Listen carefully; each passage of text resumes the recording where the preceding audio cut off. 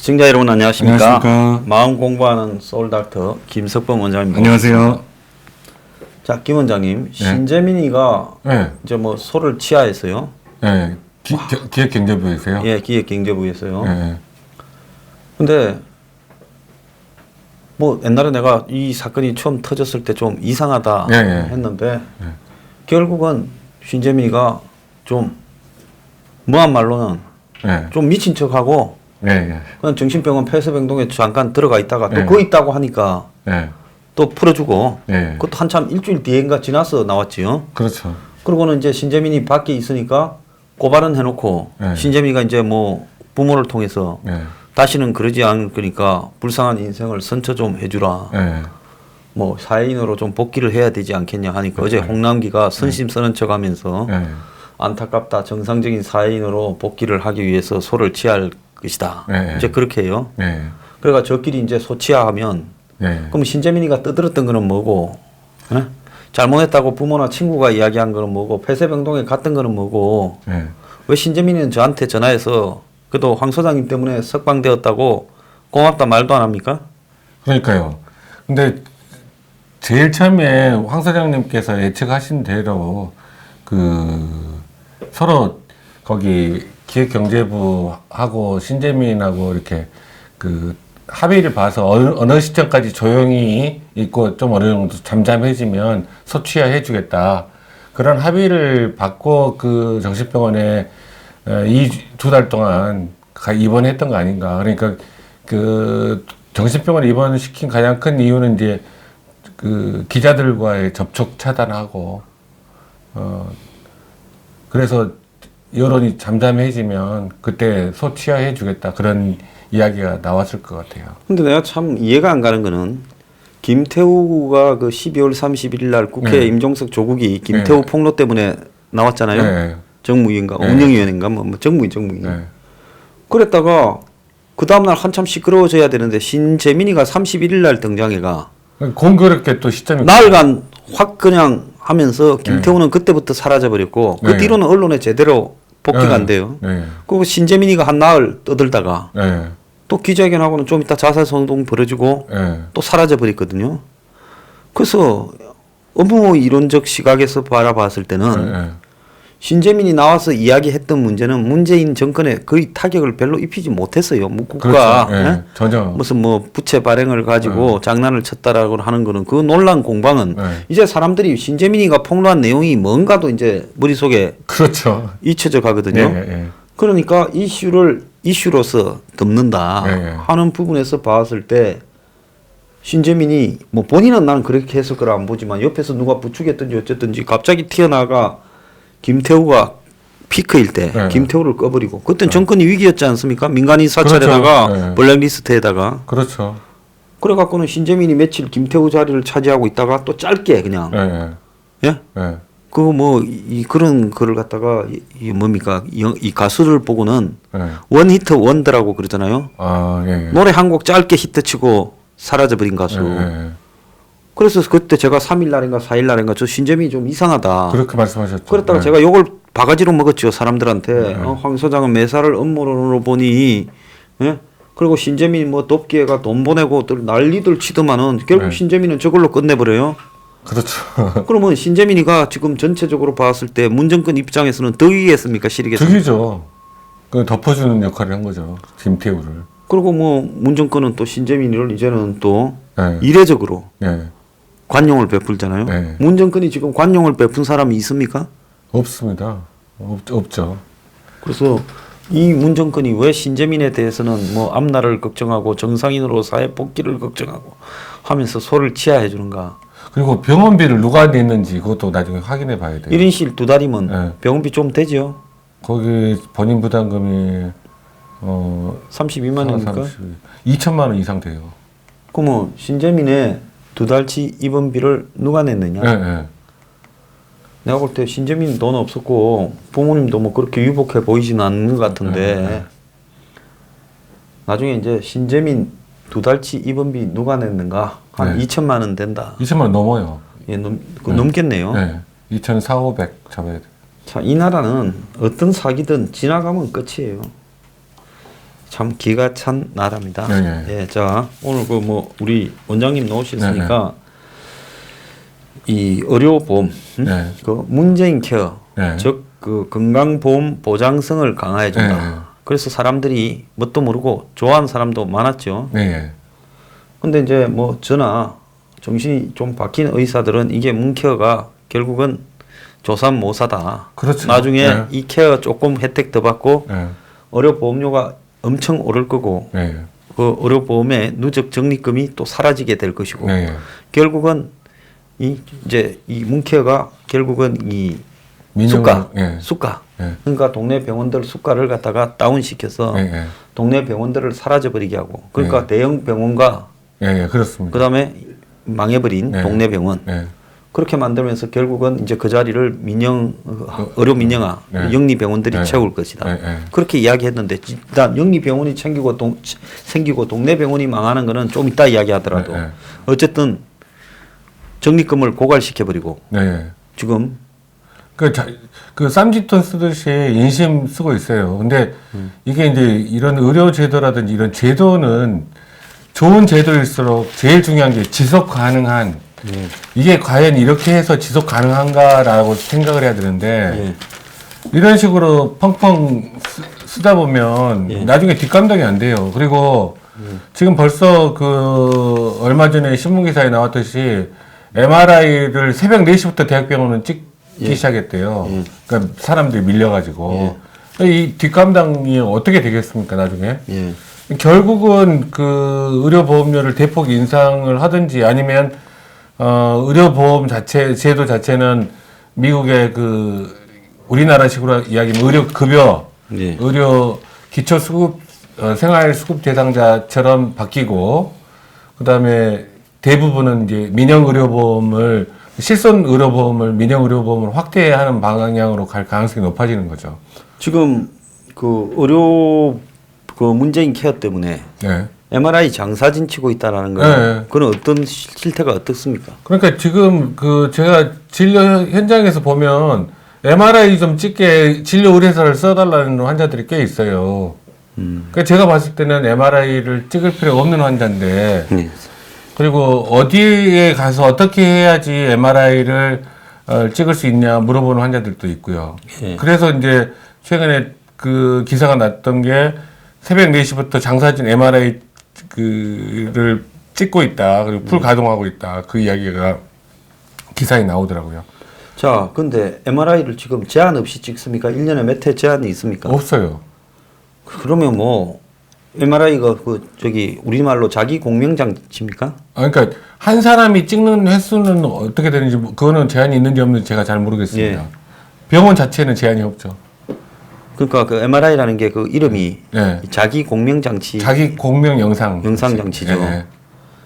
자, 그러면 뭐 뭐든 그게 좀 비싸서 그렇지 그걸로 찍어보면 뭐 좀 더 잘할 수 있다 생각해서 과거는 저 돈이 비싸가지고 과거에는 뭐 특별한 경우에만 의료보험이 적용되고 나머지는 안 됐죠. 그런데 이제 MRI도 무제한으로 찍게 되었으면 MRI 고생을 하겠네요. 하루 종일 그렇죠. 새벽 한다고요? 거의 쉬는 시간 없이 돌아가고 있겠죠. 참 잘 돼가고 있습니다. 자, 노인 외래 정액제라는 게 있습니다. 그게 뭐 쉽게 말하면 어떤 겁니까? 노인 외래 정액제가 어떤 거냐면요. 65세 이상 된 노인들에게 그러니까 15,000원 그 진료비 총액이 15,000원 이하면 무조건 1,500원만 부담하게 시키는 거거든요. 그래서 또 그리고 구간이 있는데 15,000원에서 2만 원 사이는 10%를 부담시키고 2만 원에서 2만 5천 원 사이는 20% 부담시키고 2만 원 이상은 총액이 2만 원 이상일 때는 30% 부담시키고 진료비 총액에서요. 그러니까 그 연세 드신 분들은 대부분 병원에 오셨을 때 1,500원만 내면 대부분 되죠. 자, 그러면 그 한 15,000원이나 2만 원쯤 나오는 진료는 어떤 겁니까? 대부분 우리가 지금 그 병원에 가서 우리 그 여러분들이 진료 받는 것들이 대부분 15,000원, 2만 원. 내가 그렇게 내는 건 아니지만 의료 수가로는 그렇다는 거죠. 지금 그러니까, 의료 수가를 기준으로 이야기하는 거죠. 그렇죠. 전체 총액 진료비 총액이 15,000원 이하가 나오면 65세 이상 노인들은 전부 1,500원만 냅니다. 그럼 15,000원 이하 나오면 일반 국민들은 얼마 납니까? 한 3, 4천 원 냅니까? 그게 이제 만약에 15,000원이다 그러면 거기 30%를 대부분 부담하니까. 4,500원. 보통 그 정도 나오거든요. 네. 근데 그 연령을 65세에서 70세로 올려버린다고요? 네. 그게 이제 문재인 케어로 이제 재정이 적자가 계속 대폭 늘어날 걸로 예상이 되니까 노인 기준을 65세에서 70세로 바꾸려고 한다는 거죠. 예. 그러니까 그 문재인 케어가 지금 정부에서 예측한 걸로는 2026년이면 그 현재 적립금이 고갈된다고 돼 있는데 제 생각에는 그 전에 훨씬 전에 고갈될 가능성이 많아요. 뭐 우리가 그랬지 않습니까? 가격이 이렇게 내려가면 네. 수요가 예상치대로 느는 게 아니라 기하급수적으로 네. 늘어날 수가 있다고. 네. 그래서 당연히 예상됐던 부분을 지금 이렇게 마치 시침이 뚝 떼고 네. 문재인 케어한다 할 때 의료비는 얼만큼 올라간다 이야기를 해야지 그때는 안 올린다. 네. 적립금으로 처리할 수 있고 네. 매년 네. 평균 인상률 몇 프로입니까? 지금 3.8%로 그 올리겠다고 지금 오늘 기사들이 보니까 나와 있더라고요. 또 뭐 신문들은 매년 5년을 그 5%를 올려야 될 거다 이렇게 이야기를 하네요. 그러니까 그게 이제 3.8%라고 추정치를 잡았지만 그게 항상 정부의 계산이 틀린 경우가 많았어요. 특히 의료 관련 부분에 있어서는. 그러니까 의약분업 당시에 추계를 냈던 것도 완전히 틀렸었고 예. 나중에 그게 너무 틀려져 가지고 깜짝 놀라서 그 의사들에게 처방전료를 줬던 거를 없애버렸죠. 그래서 네. 건보료가 소득의 8%가 넘을 거다. 네. 뭐 이런 이야기가 지금. 네. 그렇게 될 가능성이 높다고 생각합니다. 그러면 지금 월급 받아가 월급의 80%가 네. 내가 200만 원 받으면 16만 원, 네. 300만 원 받으면 24만 원을 네. 의료보험에 내고, 네. 그다음에 국민연금에 또 절반 내고, 그렇죠. 네. 그다음에 세금 내고 소득세 네. 남는 게 없겠네요. 그러니까요. 근데 이제 문제는 그러면서 현재 제도가 지속 가능할 수 있느냐가 또 문제예요. 그러니까 좋은 제도일수록 어떤 그 새로 제가 아까 말씀드렸던 것처럼 좋은 제도일수록 잘 지켜나가야 되는데 예. 그거를 그 황금알을 낳는 거위를 배를 가르는 그런 일을 저지르면 안 되거든요. 예.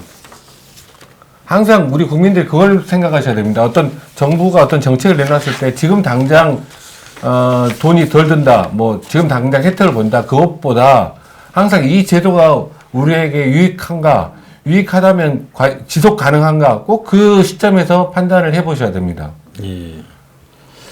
자, 그러면 이제 본격적으로 이 문재인 케어가 네. 엄청나게 돈이 들어가고 네. 여러분들의 의료료가 오른다. 네. 이런데 대한민국이 지금 추계해 보면 네. 의료보험을 안 내는 사람이 절반이라면 50%. 그거는 한 푼도 안 내는 제가 잘 모르겠습니다. 아무튼 그러면 네. 이리저리 뭐 해서 의료보험을 이렇게 안 내고 네. 내는 사람만 많이 내고 네. 이러면 이게 나중에 이 네. 제도가 지속될 수가 있겠습니까? 그러니까 항상 지속 가능한 쪽으로 생각을 해야 되는데 지금 문재인 정권이 잘못하고 있는 거는 당장 꼭 인심 쓰듯이 자꾸 이런 거를 확대하는 게 큰 문제예요. 제가 봤을 때는 2인용 병실이나 뭐 1인용 병실 이거 보험 확대하는 거 급하지 않거든요. 그거 지금 조만간 그렇게 한다고 그러지 않아요? 아니 그거는 뭐 6인에 있든 4인에 네. 있든 네. 조금의 불편만이지. 그거는 그 격차는 네. 자기가 감수해야지. 그렇죠. 그 편의까지도 국가가 해결을 해줘야 됩니까?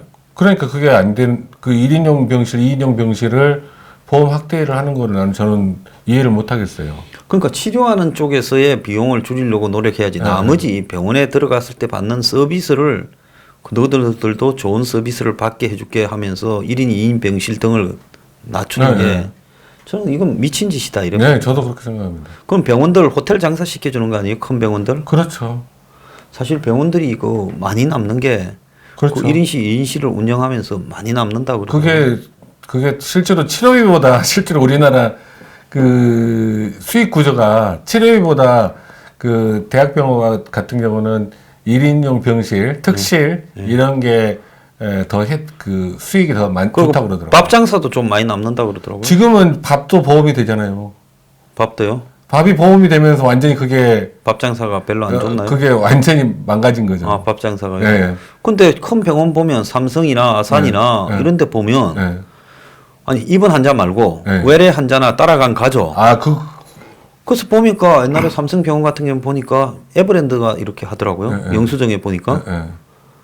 근데 그 병원에서 밖에 나가서 예. 밥을 먹기가 삼성이나 너무 아산이나 그렇죠. 힘들죠. 뭐 저기 성모나 다 멀고 힘들고 근처에 식당이 잘 없는 데 있지 예, 않습니까? 예, 예. 왜냐하면 큰 병원 자체가 옛날에 보면 그린벨트나 네, 그렇죠. 녹지나 이런 데 구석에다가 짓기 때문에 예. 병원 입구까지 나가기도 어렵고 나가봤자 또 식당 찾으려면 한참 가야 되잖아요. 그렇죠. 그 병원에 가는 것도 스트레스인데 거기에 가서 보면 병원만큼 밥값이 비싼 데가 없어요. 네. 무슨 된장에 뭐 이런 만 몇천 원씩 이렇게 나와요. 아무튼 지금 식대를 보험에 한 것도 조금 문제가 있는 거예요. 그것도 의료보험에 통합시켜 버려서 실제로는 이제 우리 국민들은 좋아하는 분들이 계시지만 실제로는 그 식사의 질이 확 떨어져 버렸잖아요. 그 따로 경영하는 식당 말고 예. 환자들이 먹는 식사 예. 그 식사가 얼마치 줍니까? 그게 저 정확하게는 모르겠는데 정신과 병원에 같은 경우는 한 끼에 3,000원이던가 그 책정이 된 게 3,000원인가 수가로 책정한 게. 네. 그럼 환자는 얼마 냅니까? 거기에서 이제 보험이 되니까 거기에 해당되는 돈을 내겠죠. 900원 이래 내겠나 그럼 30%라면. 네.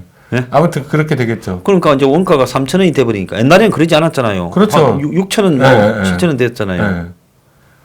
그러니까 이게 이제 뭐냐면 전체적으로 그 식사의 질이 확 떨어지게 된 거죠. 그러니까 이거를 이제 제가 이제 정신병원을 운영하는 건 아니라서 정확하게는 실상을 모르는데 제가 그 간접적으로 그 정신병원 하시는 분들 이야기를 들었을 때 그런 이야기를 들었어요. 그 예전에는 치료비보다 밥 장사, 그러니까 식사가 일반이었잖아요. 예. 비급여. 예. 그 다음에 그 방장사, 예. 그걸로 그게 치료비보다 더 그 수익이 더 좋다는 이야기를 했었는데 예. 지금 그게 완전히 사라진 거죠. 예. 참 기가 찹니다. 자, 이 기사에 보면 네. 정신과 입원 수가가 숙박비 수준이다. 예. 그럴 거예요. 예? 예. 그 숙박비보다 더 쌀 거예요. 그래서 개원가 불만 고조 예. 26,452원 이걸로 가지고 예. 진찰료, 입원료, 투약료, 검사료까지 다 감안해야 된다. 이거 왜 이랬습니까, 이거는? 아무튼 그러니까 지금 이렇게 그 수가가 낮으면 예. 결국은 치료적인 측면에서 어떻게 되겠어요? 제대로 예, 치료가 되겠습니까? 예. 아무튼 여러 가지 문제가 많습니다. 자, 참 기가 찬 이야기인데요. 자, 그 병원에 들어갔을 때 사실 가족들이 돈이 이리저리 많이 나가죠. 네. 스트레스가 많은데 문재인이 이걸 다 싸게 해주겠다 하니까 전부 박수를 쳤습니다. 네. 근데 그렇게 싸게 해주는 대가로 이제는 네. 너네들이 내는 의료보험료를 올려라. 지금 봐서는 지금 자기 정권 임기 동안에는 그렇게 많이 올리지는 않을 거예요. 그 잉여금이 있으니까 20조 축적된 잉여금이 그러면 문의 있으니까. 그거 다 쓰고 가버리면 그 다음에 오는 사람은 어쩌란 말이에요. 그러니까 그 다음에 오는 사람은 네가 알아서 해라 그러겠죠.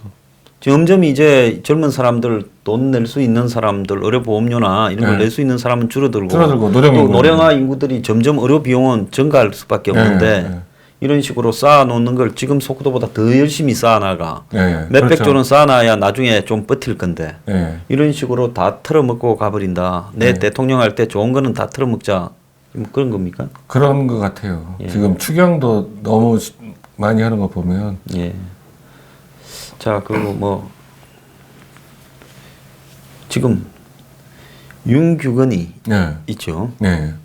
그런데 성민은 기자회견할 때 내 차례 윤규건이하고 밥을 먹는데 총경이 밥값을 다 냈다. 네. 그렇게 말을 했거든요. 네. 이 말은 믿깁니까?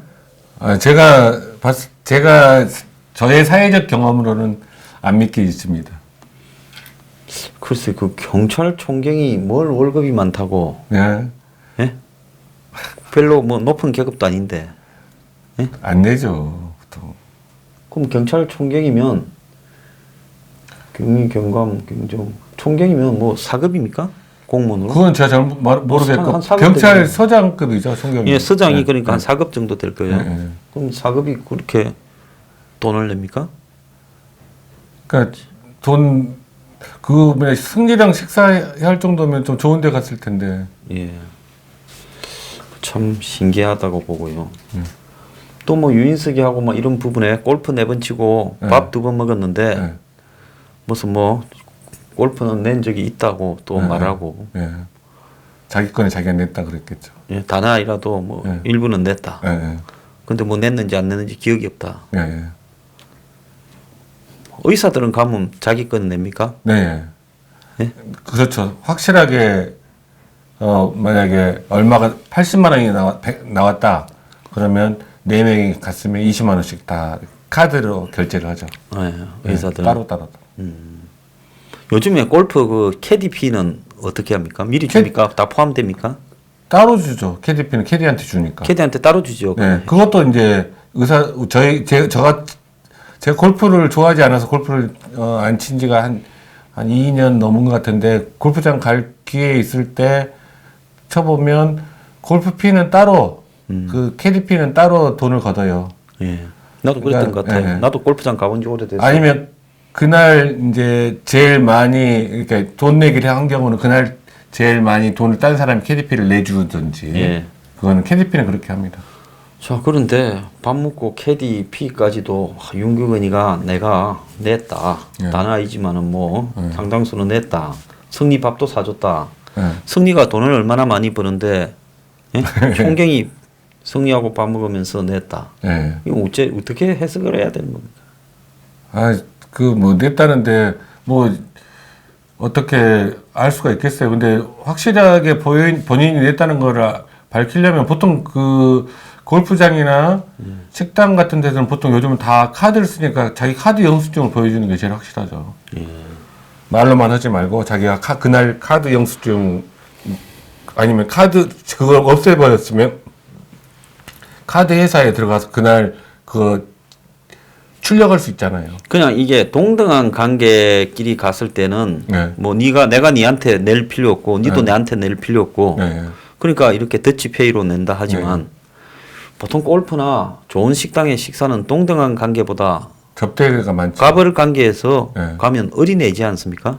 그렇죠. 을이 낼 뿐만 아니라 또 그 돈도 잃어주는 역할도 하고 그렇죠. 그러면 승리하고 윤규근이 관계에서는 윤규근이가 냈다면 승리가 갑이고 윤규근이가 을입니까? 그러겠죠. 만약에 그랬으면. 우리 보고 그거를 참 믿으라고 하는 건가 싶기도 하고요. 자, 버닝썬 느림보 수사 누구 눈치 보냐 하고 뭐 바른미래당이나 이런 쪽에서 지금 성명도 내고 시끄러워요. 네. 자, 그런데 이거 왜 이렇게 못 잡는다고 봅니까? 제 생각에는 뭔가 지금 정권과 연결된 중요한 사안이 관련되어 있지 않을까 그런 생각이 들어요. 그래서 지금 윤규근 총경 이름도 제일 처음에는 안 나오고 모 총경 그러다가 윤 총경 나왔잖아요. 예. 윤규근 총경은 뭐 혐의가 거의 없는 것처럼 지금 나오고 있습니다. 예. 뭐 그다음에 지금 진행되는 거 보면 굉장히 속도가 느리잖아요. 예. 아예 그러니까, 시간을 저기 손혜원이처럼 질질 끌어가지고 그냥 시간 속에서 녹여버리려고 하는 것 같은데. 그리고 거기다가 또 정준영, 뭐 로이킴, 에디킴 뭐 이런 식으로 자꾸 이상한 쪽으로 확대를 해 나가면서 실제 본 사건에 대한 수사는 거의 지지부진하고 있는 것 같아요. 제일 그 유탄을 정신없이 맞은 사람은 로버트 할리 같아요. 로버트 할리 씨가 유턴을 맞았죠.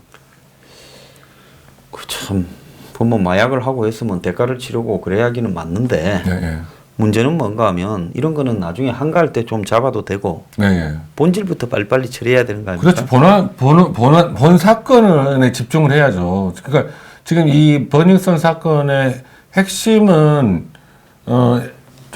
정준영이나 이런 사람들이 아니라 윤규균 총경이 실제로는 핵심 키를 가지고 있는 걸로 보이는데 저처럼 뭐 수사 경험도 없고 그런 사람도 그런 생각이 드는데 전혀 뭐 그 부분에 대한 수사는 전혀 안 하고 있는 것 같아요.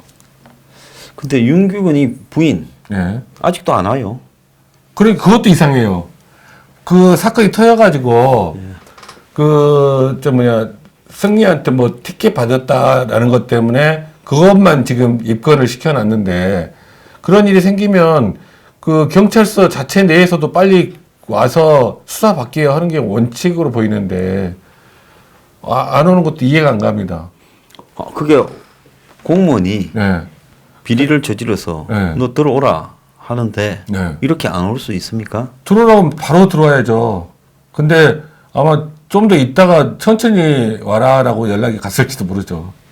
아니 본인이 부인했다고 네. 안 부릅니까? 불러서 조사를 해봐야지 알지. 그거는 환자 진료할 때 환자 안 보고 전화 통화로 이야기만 듣고 한 번도 안 본 환자를 보는 거랑 똑같은 겁니다. 아유 참 입이 더러웠어요. 마지막으로요. 네. 윤회 네. 뭐 이런 이야기나 한번 해봅시다. 네. 나도 죽어서 위대한 개첩이가 됐으면 좋겠어요. 네. 제가 오늘 드리고 싶은 말씀 중에 하나는 제가 이제 지난번에 윤회에 대해서 말씀을 드렸는데 그러니까 제가 윤회를 저는 믿고 있거든요. 그러니까 제 개인적인 믿음인데 믿게 된 이유에 대해서 제가 간단히 설명을 드리겠습니다. 그러니까 이제 제가 윤회를 확실하게 믿게 된 가장 큰 이유는 진료실에서 경험이에요. 예. 진료실에서 환자들을 계속 보다 보면 어떤 반복되는 문제가 해결이 안 되면 죽을 때까지 따라가거든요. 예. 그러니까 2, 3년, 3, 4년 간격으로 그 문제가 만약 해결되면 그 문제는 다시는 안 와요. 예. 그러니까 유사한 문제도 안 와요. 예. 그런 부분들을 겪으면서 이거 좀 해결되지 않은 문제는 끝까지 찾아가는구나. 예. 그런데 마음 공부한 수준을 봤을 때 어떤 환자는 초등학교 1학년, 어떤 환자는 대학교 1학년 이렇게 오시는 거예요. 이야기하다 보면. 예. 그래서 우주는 공평한데 어떻게 마음 공부 수준이 이렇게 차이가 날 수 있을까라고 생각이 자꾸 들었어요. 그러니까 그런데 이 초등학교 1학년 수준인 분이 어떤 자기의 문제를 깨닫게 되는 계기가 생기면 그 사람의 수준이 확 올라가 버리거든요. 예. 그러면 그 사람의 그 전까지 그 사람을 괴롭혔던 일은 다시는 안 찾아가요. 한번 그 올라가면 안 내려옵니까? 네. 그래서 그러니까 반복되는 문제, 그다음에 사람들이 그 마음 공부 수준이 다 다른 거를 보면서 이게 죽은 다음에도 자기가 지금 해결하지 못한 문제는 따라가는 거 아닌가 그런 생각을 하게 됐어요. 그러면서 이제 또 이제 계속 이제 겪어보면서 이제 제가 다른 사회생활도 하고 겪어보면서 점점 더 그런 윤회를 하는 느낌을 점점 더 강하게 갖게 된 거죠.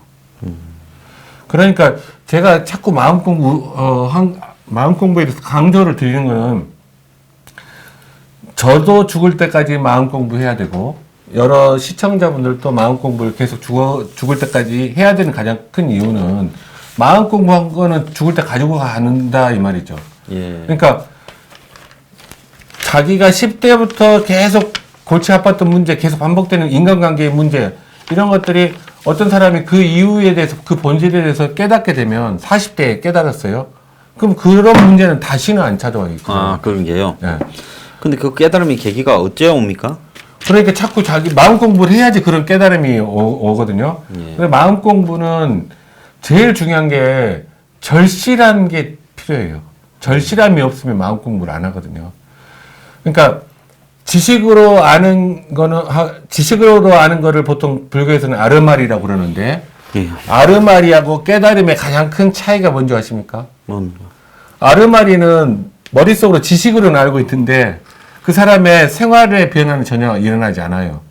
근데 어떤 부분의 본질을 깨닫게 되면 그 그 문제는 다시는 찾아오지 않아요. 근데 문제는 사람이 정말로 변하기 어려운 존재다. 그러니까 변하기 자기만의 세계에서 벗어나기도 어렵고 또 남이 하는 이야기를 받아들이기도 어렵고. 네. 그러니까 그래서 어려운 거죠. 전번에 제가 예전에 그 책 소개를 해드렸던 그 책의 주인공도 그 사람이 한 번 생을 살고 어떤 시점에 다시 똑같은 상황을 다시 반복 그 전으로 돌아가서 다시 겪어오는데 그 예전 기억을 다 가지고 있어요. 그럼에도 그 상황이랑 똑같은 절차를 밟잖아요. 예. 깨달음이 없으면 하나도 안 바뀐다는 거죠. 그러니까 이제 내가 어떤 거를 어떤 그 삶에서 어떤 부분을 깨달았다 하는 거는 그 증거는 어디서 드러나냐면 그 사람의 삶이 그 부분에서 변화가 일어났는지 안 일어났는지 그 부분에서 변화가 일어났으면 그거는 확실히 그 부분에 통찰이 생긴 겁니다. 그러니까 정신과에서 정신치료를 할 때도 그 환자에게 통찰이 그 자기 증상에 대한 통찰이 생기면 병이 완치가 되거든요. 예. 그렇습니다. 자, 우리 모두 좀 통찰을 할 수 있는 그 계기를 잡아야 되는데요. 저게 참 모질게 마음먹지 않으면 잘 안 되는 일이기도 합니다. 자, 주말 편안하게 보내십시오. 네.